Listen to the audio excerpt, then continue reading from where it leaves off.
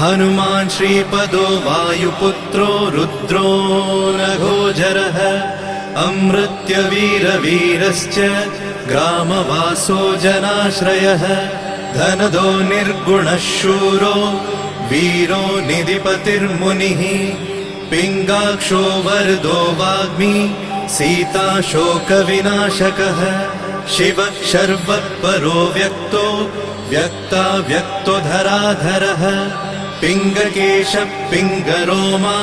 श्रुतिगम्यः सनातनः अनादिर्भगवान् देवो विश्वहेतुर्जनाश्रयः आरोग्यकर्ता विश्वेशो विश्वनाथो हरीश्वरः भर्गो रामो रामभक्तः कल्याणप्रकृतिस्थिरः विश्वम्भरो विश्वमूर्तिर्